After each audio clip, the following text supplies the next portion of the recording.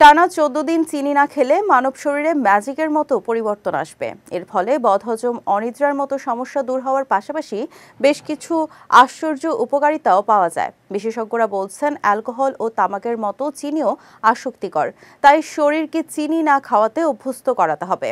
বিস্তারিত জানাচ্ছেন সৈয়দ নওশাদ।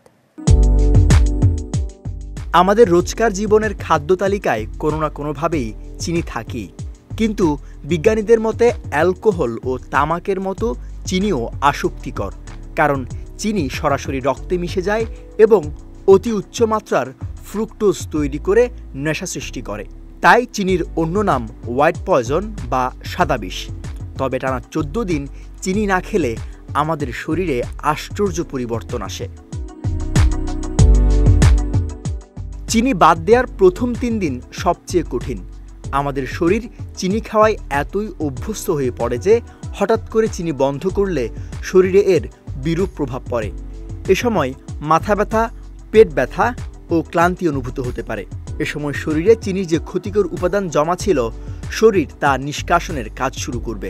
তবে শরীরের অন্য সব প্রক্রিয়া চলতে থাকবে স্বাভাবিক নিয়মে।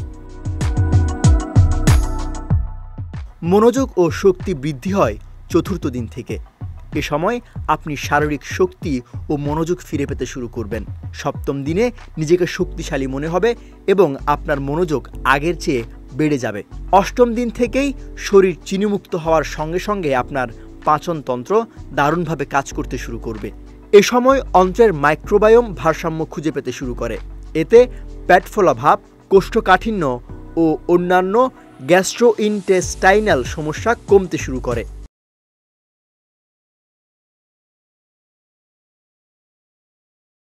এই প্রক্রিয়ায় 2য় সপ্তাহের পর ক্ষুধা কমে যাবে এবং ঘুম ভালো হবে।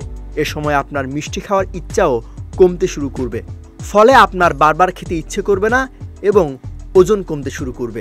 তাই 14 দিনের চিনিমুক্ত জীবন শুরু করলে আপনি হৃদরোগ, স্ট্রোক ও উচ্চ রক্তচাপের ঝুঁকি কমার পাশাপাশি আরও বিভিন্ন দীর্ঘমেয়াদী কিছু সুবিধাও পাবেন। সৈয়দ নওশাদ, বিজয় টিভি নিউজ ডেস্ক।